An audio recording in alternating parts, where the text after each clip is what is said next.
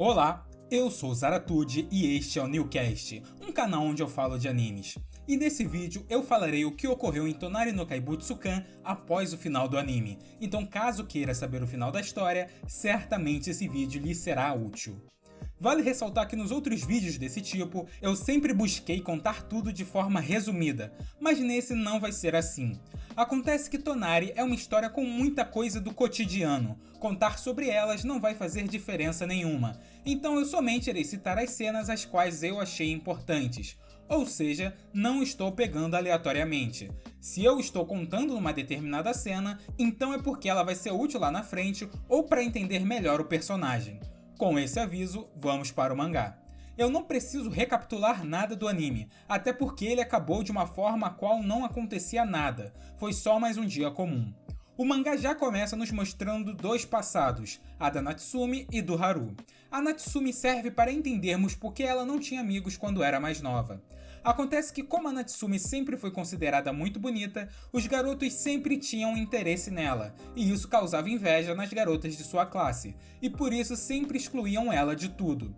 Apesar disso, a Natsumi tinha uma melhor amiga, só que essa amiga gostava de um garoto, e esse garoto se declarou para a Natsumi.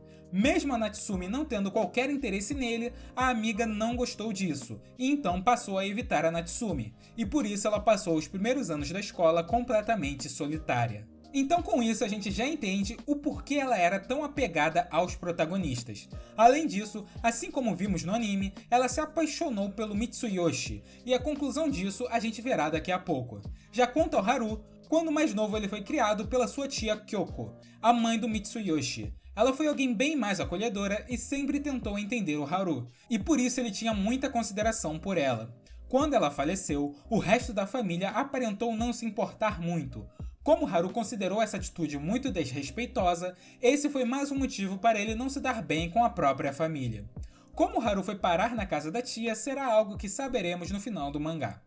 Voltando aos personagens, a Shizuku e a Yamaken continuaram como sempre se encontrando às vezes. A Shizuku gostava disso porque o Yamaken a ajudava a clarear sua mente, já que ela própria sempre estava confusa. Apesar de se odiar por isso, o Yamaken começou a desenvolver pensamentos românticos pela Shizuku, mas se sentia frustrado porque suas conversas com ela sempre envolviam estudos ou o Haru. Por coincidência, o aniversário da Shizuku é no mesmo dia de São Valentim, e por isso as garotas se reuniram para fazer chocolate. A Natsumi ia entregar para o Mitsuyoshi, a Oshima para o Haru e a Shizuku para todo mundo, inclusive o Haru. Nesse dia, a Oshima deixou claro que gostava do Haru, o que deixou a Shizuku com ciúmes. Essa parte do chocolate nem é importante, eu só estou citando porque foi aqui que a Oshima desistiu do Haru. Ela entregou o chocolate e disse que gostava dele, e o Haru não entendeu esse gostar, mas dias depois eles conversaram com mais calma e tudo foi esclarecido. O Haru disse que não sentiu o mesmo e a Oshima aceitou de boa. A Natsumi também entregou o chocolate para o Mitsuyoshi, e ele aceitou como se fosse um presente de amigo, o que deixou a Natsumi bem irritada. Algum tempo depois, eles também tiveram uma conversa e Mitsuyoshi a dispensou definitivamente, o que a deixou arrasada. O aniversário da Shizuku é uma das partes mais importantes, porque é nela que nós conseguimos entender como a personagem se tornou o que é. Acontece que o pai dela, apesar de ser uma boa pessoa, é bem irresponsável financeiramente, e por isso a mãe é quem fica responsável pelo sustento da família. Como ela trabalha muito, ela está sempre ausente. Quando eles eram crianças, inúmeras vezes a mãe prometeu que voltaria em alguma data importante, mas ela nunca cumpria a promessa. A Shizuku não desenvolveu nenhum sentimento ruim pela mãe, ela entende o lado dela e sabe que ela está fazendo isso pela família, mas isso não tira o fato que sempre deixava ela triste o fato da mãe ser tão ausente. Em um determinado dia, quando a mãe descumpriu mais uma promessa, a Shizuku resolveu abandonar a infância e decidiu amadurecer mais cedo. Ela não queria se tornar um fardo para a mãe, por isso disse ao irmão que eles não deveriam causar problema aos pais, o que explica eles serem tão calmos e inexpressivos. Com essas características, eles basicamente nunca se metem em confusão. Esse é o motivo da mudança da Shizuku. Como ela via a mãe trabalhando tanto, ela começou a se planejar desde cedo para conseguir ganhar muito dinheiro o mais rápido possível, pois dessa forma ela poderia ajudar financeiramente em casa, e a mãe não precisaria trabalhar tanto, e com isso ela voltaria mais vezes para casa. É por isso que a Shizuku passou a estudar com tanto afinco.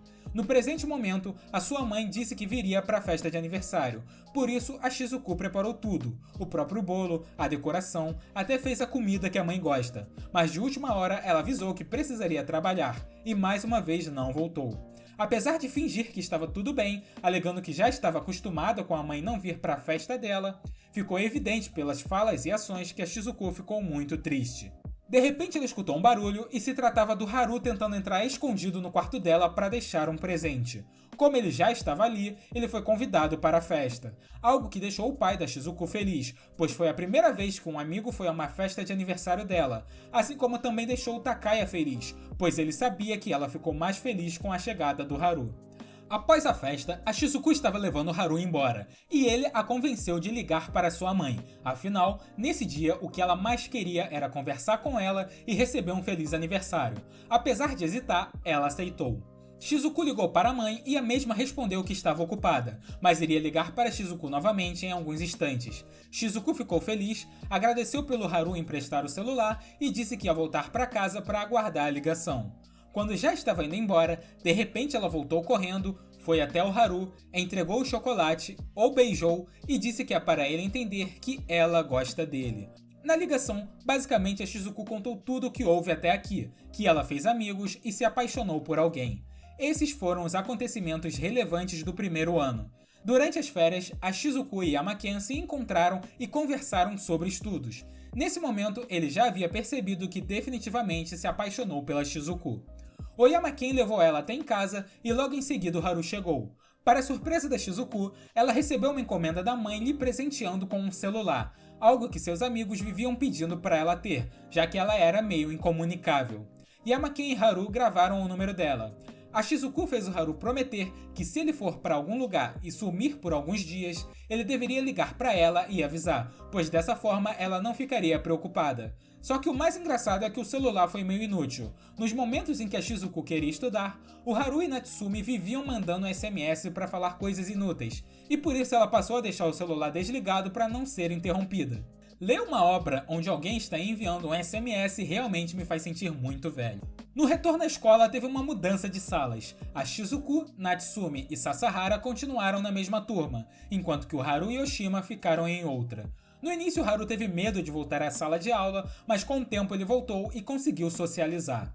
No primeiro ano entrou uma garota chamada Io. Ela é a irmã do Yamaken. Eles claramente não se dão muito bem, mas eles não se odeiam. É apenas a famosa birra entre irmãos. Io é extremamente egocêntrica e mimada, e se acha a mais linda de todas. Ela aparece na história para ser, entre muitas aspas, uma nova pretendente pro Haru e mais um alívio cômico. Acontece que a Io quer ter um namorado, mas ela não se importa com a pessoa em si, ela se importa somente com a aparência.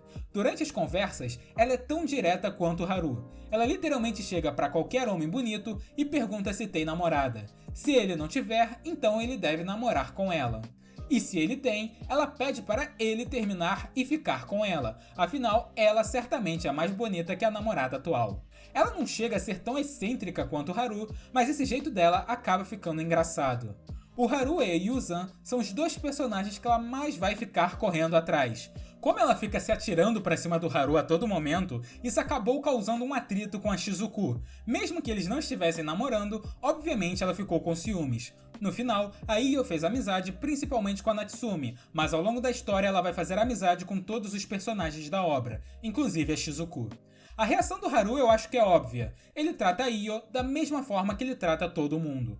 Em um dia onde todos estavam reunidos e se divertindo, a Io já estava bajulando o Haru, e por isso os amigos do Haru disseram que ele deveria ficar somente com a Shizuku e deixar as outras garotas para eles, e o Haru concordou que ficaria somente com ela, mas imediatamente o Yamaken retrucou e disse que não entregaria a Shizuku tão facilmente, e nesse momento deixou claro a todos que tinha interesse amoroso nela, o que deixou todo mundo espantado e a Shizuku sem reação.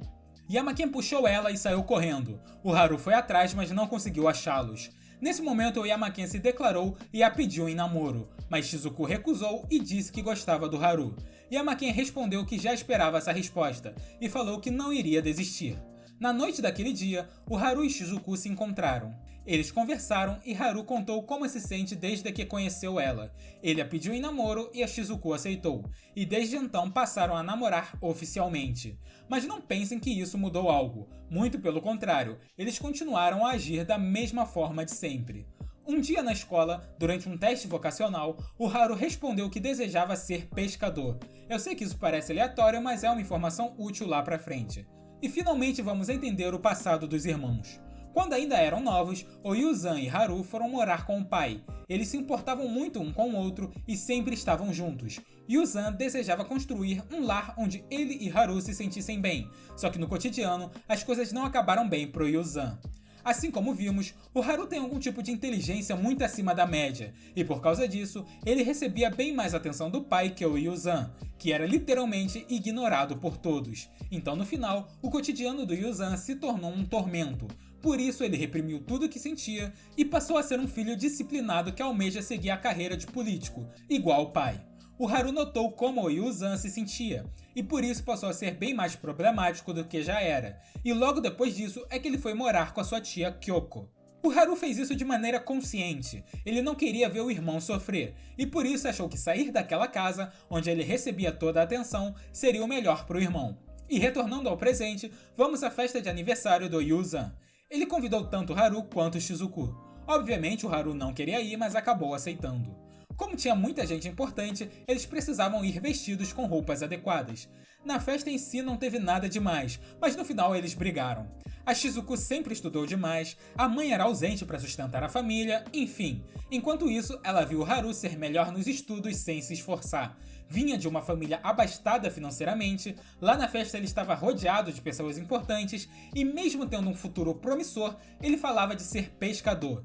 Em resumo, o Haru tinha tudo que ela sempre almejou, mas ao mesmo tempo, ele não se importava com nada disso, o que deixou a Shizuku furiosa e cheia de inveja. E por isso eles brigaram. Apesar de ela não ter revelado como realmente se sentia, ela disse que eles são diferentes e que o Haru não consegue entender ela, e ele retrucou dizendo o mesmo. Ela não consegue entender ele. Depois disso, o Haru saiu dali e desde então não apareceu mais na escola. Já haviam se passado 2 semanas e ele ainda não tinha aparecido. Ninguém sabia seu paradeiro. Apesar de não demonstrar e agir com indiferença quando perguntada, era óbvio que a Shizuku estava morrendo de preocupação e com a consciência pesada devido ao que disse a ele. O que a deixou mais surpresa nesse período foi que vários amigos do Haru, de inúmeros clubes diferentes, foram até ela pedindo para deixar recados ao Haru, sempre relacionado a alguma coisa que eles estavam fazendo juntos. A Shizuku não tinha a mínima ideia de que o Haru era tão social com tanta gente.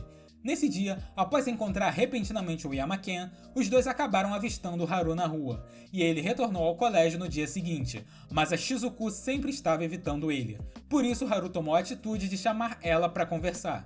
Eles pediram desculpa um ao outro, mas foram interrompidos pelo sinal, por isso voltaram às aulas. No dia seguinte, o Yamaken chamou a Shizuku para conversar e se declarou mais uma vez, só que novamente ela recusou o pedido de namoro, dessa vez em definitivo, mas eles concordaram em manter a amizade. Em seguida, a Shizuku queria falar com o Haru, e por isso ia ligar para ele, então ela percebeu que no celular havia um símbolo que ela não sabia o que significava. Vale lembrar que ela nunca teve um celular e nem sabia mexer direito. Ao olhar o manual, ela descobriu que era a caixa postal, e se tratava de uma ligação de 2 semanas atrás do Haru. Na ligação, o Haru avisava que ia se ausentar por 2 semanas, e por isso não precisava se preocupar com ele. Acontece que logo depois da festa, o Haru se encontrou com um pesquisador que era amigo da tia Kyoko, e ele levou o Haru para estudar nos projetos dele. Ao escutar o áudio, ela percebeu que o Haru tinha mantido a promessa de quando ela ganhou o celular. À noite ela encontrou o Haru e finalmente contou como se sentia, sendo que dessa vez ela não conseguiu se segurar e mostrou o quanto estava preocupada com a possibilidade do Haru não perdoar ela. É claro que o Haru aceitou tudo de boa e disse que irá procurar entender a Shizuku mais vezes, e dessa forma eles finalmente se acertaram. A partir daqui foi tudo normal, os amigos se reuniam e se divertiam quase sempre. A mudança brusca aconteceu quando o amigo da tia Kyoko convidou o Haru para ajudar no laboratório dele. Ele perguntou a Shizuku o que ela achava disso, e ela apenas respondeu que ele tem a liberdade de decidir, e por isso o Haru aceitou. O que ninguém esperava é que o laboratório ficava no exterior, e por isso o Haru foi embora no final do segundo ano. Ele vai ficar ausente durante 12 meses. O terceiro ano inteiro se passa em literalmente um capítulo, e nem tem falas. Ele apenas mostra um monte de cenas que ocorreram ao longo do ano. O aniversário da Shizuku foi bem mais animado dessa vez, e agora o Nagoya pula até o braço da Shizuku quando é chamado. O galo é brabo demais. Após a formatura, a Shizuku foi levar as coisas que o Haru tinha deixado na escola para o Mitsuyoshi, e para sua surpresa, o Haru havia acabado de voltar. Todos fizeram uma festa e assim acabou o ano. Se passaram 3 anos e é mostrado que tanto Haru quanto Shizuku ainda estavam no processo para iniciar suas carreiras. E eles combinaram que quando acabasse tudo, eles iriam se casar. Os capítulos finais nem têm foco no casal, e sim em outros personagens. Quanto a Natsumi e Sasahara, tem um monte de coisas que eu não citei, e o motivo é que a relação entre eles foi muito turva. Como eles literalmente nunca chegavam a lugar algum, eu emiti certos acontecimentos, porque senão eu simplesmente ia contar algo que aconteceu entre eles e ia ficar uma informação solta no vídeo, porque não há uma conclusão. Então sim, tenham em mente que a Natsumi e Sasahara ficaram bem mais próximos, principalmente a partir do segundo ano. Após ela tomar o fora do Mitsuyoshi, o Sasahara foi o principal suporte emocional da Natsumi e sempre estava com ela quando a mesma precisou, inclusive no momento de voltar a frequentar a loja, já que após tomar o fora, ela tinha perdido a coragem de voltar lá. E o Sasahara, por mais que não demonstrasse e sempre passasse aquela imagem do cara social e divertido, ele tinha seus problemas e angústias, e a Natsumi também se apresentou como um suporte emocional para ele. No final, ele contou que acha que se apaixonou por ela, e a Natsumi quase sempre evitava o assunto e frisava na amizade, mas mesmo no final, ela parou de mostrar essa resistência, o que estaria sinalizando que talvez eles poderiam ficar juntos. Se você ler os diálogos entre eles, tentar ler o ambiente, eu diria que ficou muito mais para lá do que para cá. Ou seja, há fortes evidências de que eles ficaram juntos, mas confirmação concreta não há nenhuma. Nesses capítulos finais também mostra a Io se atirando no Yuzan, mas não acontece nada, apenas mostra as reflexões delas de o quanto ela quer achar alguém. O Yuzan ficou bem com o Haru e todos os outros, e fez uma aparente amizade com o Takaya. E por falar nele, ele também recebeu um destaque no final. Ao longo da história foi mostrado que ele e a Oshima sempre se divertiam nos festivais quando ele era mais novo, mas não era nada demais. Mas ao crescer, o Takaya se apaixonou pela Oshima, e como ela tentou seguir a carreira de professora e dava aulas ao Takaya, eles se viam com frequência. O Takaya era sempre rejeitado. Apesar de ter crescido e já ser maior que a Oshima, ela ainda assim o vê como um pirralho. Diferente da Natsumi e Sasahara, eu acho que entre eles não aconteceu nada. E no último capítulo nós temos o casamento. Todos os personagens importantes da obra estavam lá, inclusive a mãe da Shizuku, apesar que ela não teve destaque algum. O casamento foi padrão e dentro do que a gente já esperava. É claro que o Nagoya marcou presença, ele entrou junto com os noivos. Inclusive o Haru largou a sua noiva por alguns minutos, pois ele esqueceu a gravata do Nagoya e teve que voltar para buscar. Acho que concordamos que esse casamento foi realmente bem a cara do Haru, e era o que esperávamos em uma obra como Tonari no Kaibutsu-kan. E finalmente o mangá acaba após se passarem mais 2 anos. Todos já estão formados e exercendo suas profissões. O Yuzan seguiu a carreira política igual o pai, e a Maken virou médico. O Haru se tornou cientista, atuando como pesquisador, e a Shizuku seguiu a carreira de advocacia, se tornando uma advogada. E esse é o final de Tonari no Kaibutsu-kan. Quanto às minhas considerações finais, eu tenho alguns pontos a ressaltar. Apesar de eu ter ficado satisfeito com o meu vídeo onde falei sobre o final de Betum, acho que eu acabei falando demais, então nesse vídeo eu vou tentar ser mais direto e conciso. Falando de uma maneira geral, eu fiquei extremamente satisfeito com a obra. A conclusão e o desenvolvimento dos personagens estão de acordo com aquilo que foi trabalhado. Para aqueles que apenas viram o anime, talvez não seja tão fácil notar o quanto todo mundo foi amadurecendo, mas ao ler a obra completa fica bem perceptível. A Shizuku saiu de uma rotina solitária, onde ela reprimia tudo o que sentia, para ser alguém mais sociável e que se preocupa com outras coisas além dos estudos. O Haru, sem sombra de dúvidas, foi o que teve a mudança mais drástica. Quem apenas viu o anime poderia criticar que o Haru ficou sendo o mesmo o tempo inteiro, o que não é exatamente verdade. É claro que durante o início da história ele é daquele jeito, mas mesmo nos últimos episódios do anime, dá pra perceber que ele já não é mais tão agressivo e briguento igual era no começo. E ao longo de toda a história, apesar de ele ainda ser aquele cara excêntrico, nem tem como comparar. Nós estamos falando de um personagem que no início nem tinha amigos, arranjava confusão com todo mundo, fugia da família e era temido pelos outros ao redor. E no final ele acabou sendo muito querido por todos na escola, fazia projetos em conjunto com um monte de gente, resolveu seus próprios conflitos internos e familiares e se tornou alguém que todos querem por perto. A mudança é realmente absurda. O drama da Natsumi eu entendi, mas eu reitero que ele precisa ser trabalhado com muito cuidado, porque caso contrário, a chance do público interpretar errado é bem alto. A Natsumi é alguém considerada bonita por todos, e por causa disso, era comum as pessoas se aproximarem dela com segundas intenções. E percebendo isso, ela desenvolveu esse mecanismo de defesa, onde ela não confia em ninguém e evita quase todos que aparentam se aproximar dela com outras intenções. Então o ponto de vista dela é realmente válido, ela não consegue confiar em ninguém. Só que claro, levar isso ao extremo, no final apenas prejudica ela. Assim como Sasahara avisou no meio da história, colocar todo mundo no mesmo cesto é um erro. Nem todo mundo que se aproxima dela tem segundas intenções, então se a própria não ceder um pouco, vai continuar sozinha. O importante é saber filtrar as pessoas corretas, algo que ela conseguiu e acabou se dando bem com todo mundo no final. Então percebam que essa autodefesa dela, por mais que fosse levada muito ao extremo, tem uma lógica. Porém, do jeito que foi abordado na obra, pode gerar desentendimentos. Para os leitores mais desatentos, e acredite, eles não são poucos, toda essa visão poderia ser absorvida de forma distorcida e acharem que o problema da Natsumi é ela ser bonita, e ela está fazendo drama por isso. Algo que definitivamente não é o caso. Mas enfim, como já falei, eu acho que as coisas acabaram bem desenvolvidas entre os personagens. A única a qual admito que gostaria de ter visto sendo mais explorada é a Io. Assim como falei, ela entrou apenas para ser mais um alívio cômico. O Yamaken e Shizuku possuíam uma relação legal, então ter algo semelhante entre Haru e ela poderia ser interessante. Pois mais ou menos a partir da metade da história, não nego que eu já estava com o sentimento de fiquem juntos logo, pelo amor de Deus. Porque enquanto você lê a obra, fica evidente que somente dois finais eram possíveis. Ou eles ficariam juntos, coisa que eu apostava 90% de chance, ou não ficariam juntos e seguiriam suas vidas sozinhos. Era muito perceptível que tanto Haru quanto Shizuku não tinham outros reais pretendentes que poderiam deixá-los divididos. Mas já que o foco é exclusivo em ambos, então isso ao menos possibilita a criação de cenas mais inusuais. Como por exemplo, o primeiro beijo.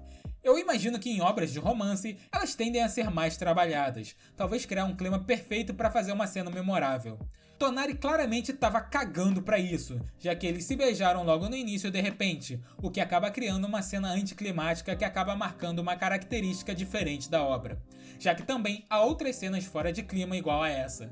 E para finalizar, tem certos pontos que não digo que me incomodaram, mas certamente chamaram a atenção. Como por exemplo a inteligência do Haru. Ele aparenta ser uma espécie de prodígio, já que pelas cenas mostradas na obra, ele simplesmente decora um livro inteiro, e por isso sabe tanto. Normalmente pessoas que têm um dom semelhante a esse, rapidamente chamam a atenção no mundo real. Toda essa inteligência do Haru ser ignorada acaba soando meio irreal. Apesar dos professores citarem que ele teria um futuro promissor, é muito notório que a inteligência do Haru está acima do normal, mesmo para alunos que sejam considerados acima da média. E outra coisa que aí eu já considero decepcionante, mas admito que talvez eu tenha criado expectativas erradas, é em relação à mãe da Shizuku. Já que ela é basicamente o centro do drama da Shizuku, eu esperava que pelo menos houvesse uma cena de reencontro, onde elas conversam ou qualquer coisa parecida, mas não teve realmente nada. Ela falou uma frase no casamento e ficou só por isso, uma pena. Mas isso não tira as qualidades da obra. Todos os personagens são realmente bem agradáveis. Apesar de nem todos terem o mesmo tempo de tela, nota-se que ninguém foi esquecido do nada. A interação entre eles sempre foi muito boa e o clima cômico era excelente. Tonari no Kaibutsukan não é o tipo de obra que eu classificaria como incrível, mas dentro de sua proposta, ele realmente é funcional e excelente, e certamente vai agradar o público a qual ele se destina. Obviamente esse vídeo não substitui a experiência de ler o mangá. Eu sempre vou resumir e ser o mais breve possível. Se você quer saber todos os detalhes, eu recomendo que você mesmo procure o mangá e leia. Caso não tenha visto o vídeo anterior onde comenta a obra, eu recomendaria, pois os vídeos irão se complementar. Nesse canal eu com certeza contarei como terminou outros animes que vocês gostam, então se inscreva para não perder. Agradeço a todos que assistiram até aqui.